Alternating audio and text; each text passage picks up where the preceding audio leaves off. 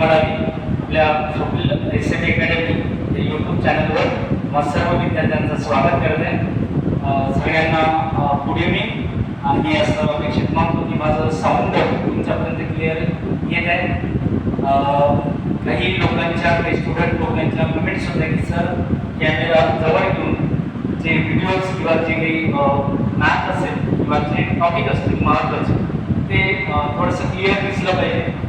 तर त्यासाठी आपण थोडंसं व्यवस्था तुमची केलो आणि आज काही टॉपिक तुमच्यासमोर प्रेझेंट करणार आहे, उदाहरण प्रेझेंट करणार आहे जे तुम्हाला पोलीस भरती SRPF असेल किंवा इतर सरळ सेवा एक्झाममध्ये रेग्युलरमध्ये विचारतात। आणि आज जो आपण हे शिकणार जे आहे त्यासाठी जर तुम्ही लेक्चर ऐकताना किंवा पाहताना मॅथ्सचं शिकत असताना आपली गणिताची जी रेग्युलर नोटबुक असेल किंवा नवीन तुम्ही नोटबुक केली असेल ते हेडिंग टाका पदावली नावाचा, ज्याला आपण सिम्प्लिफिकेशन असं म्हणू शकतो, ज्याला सरळ रूप द्या असे बोलू शकतो। आणि हे इन जनरली सगळ्या टॉपिकमध्ये या कंडिशन्स लागू की नेमके याच्यामध्ये पदावलीचा अर्थ काय होतो, सरळ रूप देणे। तर बघा विद्यार्थी मित्रांनो, एका गणितामध्ये ज्या एकापेक्षा जास्त वेगवेगळ्या क्रिया असतात, एका मोठ्या गणितामध्ये म्हणा एकापेक्षा जास्त क्रिया असतात, तर अशा क्रिया करताना पहिल्या कोणत्या क्रियेचा क्रम लागतो, त्यानंतर कोणत्या हे इथं गुणधर्म लागतो। मग यावेळेला आपण काय कंडिशन्स आणि कुठला रूल फॉलो केलं पाहिजे या बाबतीत आपण आज चर्चा करू आणि काही उदाहरण तुमच्यापर्यंत सोडवण्याचा एक तुम्हाला सांगणार आहे की नेमकं कशा पद्धतीचे सोडवले जातात। काही जणांचं गणित चांगलं असेल त्यांनी स्टेप बाय स्टेप मांडू न करता डायरेक्टली जरी काढलं तरी पण असं क्लिअर आहे, पण आपण स्टेपने जाऊ। सुरुवात आहे आजचं पहिलं, तर लक्ष द्या।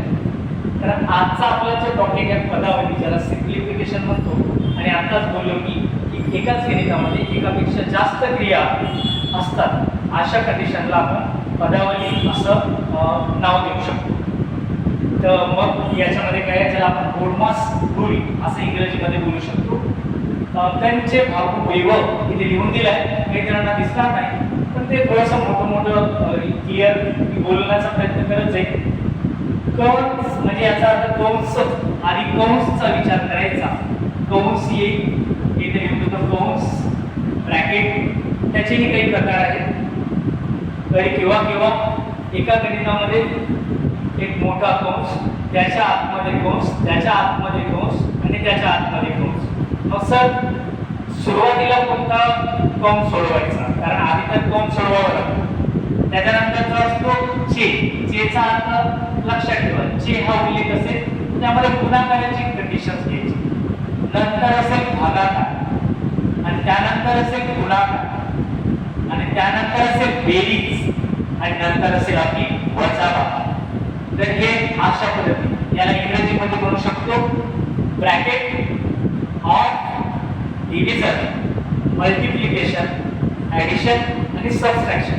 तर असं या पद्धतीने आपण जर गेलो तर साहजिकच आपण ते वेगवेगळे उदाहरणं सोडवू शकतो। तर बघा विद्यार्थी मित्रांनो, पुन्हा एकदा तुम्हाला सगळ्यांचं स्वागत। आणि आज जो एक पहिला व्हिडिओ जे आपण तुमच्यासमोर प्रेझेंट करत आहे ते सगळ्यांनी एंडपर्यंत बघा, लास्टपर्यंत बघा, व्हिडिओला शेअर करा, लाईक करा आणि इतरांपर्यंत पण पोहोचवा। बघू सुरुवात काय आहे आणि कुठल्या स्टेपनी याला सोडवलं जाते। काही ऑप्शन पण दिले आणि काही क्वेश्चन पण आहे। आपण डायरेक्टली जाऊ पहिल्या प्रश्नात। आणि इथे तुम्हाला दिसतंय की 24/5 चे 3/5 गुणिला 3 प्लस 16 मायनस 3 गुणिला 5। आणि हे चिन्हाचा विचार अगोदर नाही तर पहिले क्रिया कोणती करायची याचा विचार आधी। तर इथे कंस तुम्हाला ब्रॅकेट इथे दिसणार नाही। समजा एखाद्या पदावलीमध्ये या सिक्वेन्सनुसार कंचे भागेनुसार कंचे भागवैभवानुसार एखादी क्रिया नसेल तर काय करायचं, पुढच्या क्रिया करायची आणि ते गणित सोडवत जायचं। मग आता पहिला नंबरचं गणित इथे दिसतंय आपल्याला, तर मग ते आपण काय करू, कंस नाही, त्यानंतर चेचा उल्लेख केला गुणाकार, चेचा इथे दिसतंय तुम्हाला चेचा आपण इथं हे डिनोट करून सोडवू शकतो आपण. म्हणजे याचा अर्थ काय होईल, 5 एक 5 आणि 5 एक 5 याचा अर्थ हे यामध्ये दिसेल आपल्याला. आणि मग गुणाकाराचं सांगितलं 3 एक 3. साधारणपणे काय सांगते 24 भागीला 3 गुणिला 3 प्लस 16 मायनस 3 गुणिला 5 ह्या असतात. परत त्याच कंडिशननं कंस नाही, मग भागाकाराकडे जाऊ आपण. भागाकार दिलेला आहे एस आहे हे आपण डायरेक्टली जाईल इथं 3 8 24 गुणिला 3 दिसेल इथं आपल्याला प्लस हे 16 मायनस करू शकता इथे मायनस जाऊ इकडे करू शकता -3 गुणिला 5 -3 गुणिला 5. समजा एखादी गुणाकाराची क्रिया किंवा भागाकाराच्या क्रियेमध्ये ऋण चिन्ह आता जसं आपण म्हणू शकतो 3 5 15 हे असं आलाय, पण हे +15 की -15, ऋण 15 की धन 15. मग लक्षात ठेवायचं ऋण चिन्ह किती दाब आहे, इथे एकदा आले इकडे आलं तर नाही. आणि ऋण चिन्ह समजा जर एकदा आला म्हणजे विषम संख्ये वेळेस आला तर ऋण चिन्ह द्यायचं. म्हणजे मानून चला इथं जर असतं 3 गुणिला आणि इकडे असतं -5 असतं, तर मग यामध्ये काय झालं असतं 5 3 15 हा ऋण चिन्ह दोनदा म्हणजे समवेळेस आला तर +15 असतं. इथे एकदा -15 असतं आणि मग इथं आपल्याला -15 दिसतं. त्यानंतर सिंपल आहे 8 3 आधी गुणाकार करा 8 3 24 प्लस आणि 8 3 24 प्लस 16 -15. बघा एक गोष्ट लक्षात ठेवा, नेहमी लक्षात ठेवायचं की बेरीज आणि वजाबाकीमध्ये चिन्हांची त्या बेरीज करायची आणि त्यांच्यातला फरक शोधायचा. म्हणजे इथं +24 आहे, धन 24ला चिन्ह देण्याची गरज नाही, पण +24 मानून समजा असं करू शकता किंवा यांची वजाबाकी करू हे इकडे पण करू शकतो आपण. पण आपण काय करू, जे चिन्ह सारखे आहे त्यांची बेरीज करा, आणि नंतर त्यांचा फरक चेक करा. म्हणजे 24 प्लस आहे 16 प्लस आहे 24 आणि 16 होतात, 24 आणि 16 होतात, हे झाले 30 आणि 10 म्हणजे 40 झाले. आणि इथं आपल्याला दिसेल 40 यांची झालं ऋणवाली संख्या आहे -15 आणि 40 - 15 आपला आन्सर आहे तो म्हणजे 25. आणि इथं आपल्याला 25 ऑप्शन नंबर पहिला एकदम राईट आन्सर. पुन्हा एकदा बोलतो, पहिल्या उदाहरणामध्ये समजा ते ज्या एका गणितामध्ये जर खूप जास्त क्रिया असतील तर गोडमास करून त्यांचे भागू देव पॅटर्न लागू होतो.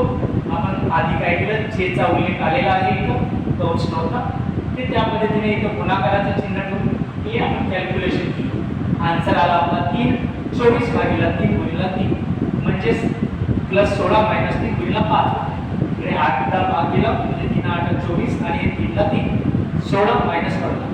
त्यानंतर काय होतं, चिन्ह समान असेल बेरीज वजाबाकीमध्ये तर त्यांच्यातली बेरीज करून एकापेक्षा जास्त जर संख्या असतील बेरीज वजाबाकीमध्ये ज्यांचे चिन्ह सारखे त्यांची बेरीज करून ऋण धन यांच्यातला फरक शोधायचा. आन्सर 25. सेकंड नंबर दुसरं उदाहरण चेक करा. अशा पद्धतीचे उदाहरण तुम्हाला खूप सारे एक्झाम मध्ये विचारतात. सिंपल आहे, सोपा आहे, दिसायला मोठा दिसतो पण एकदम सोपा आहे. ते इथे चेक करू. त्यासाठी काही गोष्टी अगोदरचे लेक्चर्स असतील ऑफलाईन मधले बेसिक असतील त्या आपण छोट्या गोष्टी महत्त्वाच्या आहेत माहीत ठेवून एखादा परत आपण देऊ व्हिडिओ देत जाऊ, तुम्हाला समोर येत जाते व्हिडिओ. याला आपण थोडंसं याकडे बारकाईने लक्ष देऊ. यामध्ये जर आपण दुसऱ्या गणितामध्ये चेक केलं तर आपल्याला काय दिसेल की अपूर्णांकामध्ये संख्या दिली. इकडे पूर्णांकामध्ये संख्या होत्या, काही अपूर्णांकात होते, इकडे सगळ्या अपूर्णांकामध्ये संख्या. आणि मग यांच्या सुद्धा आपल्याला इथं आन्सर काढायचं. पण यामध्ये काय झालं सेपरेट, म्हणजे एकाच गणितामध्ये एकापेक्षा जास्त क्रिया आल्या आणि एका गणितामध्ये एकापेक्षा जास्त क्रिया आल्या असतील सेम रूल फॉलो होतो. इथं कंस दिलेला नाही, चेचा उल्लेख केलेला नाही. मग आपण जाऊ कंचे भागाकाराची नवी. मग इथे भागाकारामध्ये पाहत असताना जे बेसिक मध्ये मी शिकवलं आहे की अपूर्णांकाचा भागाकार कसा करायचा. अपूर्णांकाचा भागाकार करताना पुढचा जो अपूर्णांक असतो तो व्यस्त होतो म्हणजे काय, छेदाचा अंश आणि अंशाचा छेद. मग ही पहिलं कंडिशन सोडून घेऊ आपण, म्हणजे 1/2 गुणिला ती यामध्येच आहे, म्हणजे 2/3 याचा व्यस्त होईल, म्हणजेच गुणीला गुणाकार व्यस्त ज्याला म्हणतो आपण 3/7 हे असतं आणि प्लस इकडे 1/2 दिसतं. काय दिसतंय तुम्हाला? काय दिसतंय तुम्हाला की या कंडिशन्स दिसून राहिले. काटाकाटी होते तर चेक करा. हो येस होते, बे त्यानंतर मला वाटते आता समोर काटाकाटी काही होणार नाही, पण मात्र इकडे पण होऊ शकतो, इथं होऊ शकतो, की नाही. आणि मग काय दिसतंय आपल्याला साधारणतः एक आणि मग फक्त उरला आपला कोण, तर इकडे हे अपूर्णांक उरला, म्हणजेच 1/7 प्लस 1/2 आणि यांची करायची बेरीज. पण बघा विद्यार्थी मित्रांनो, यामध्ये छेद समान नाही.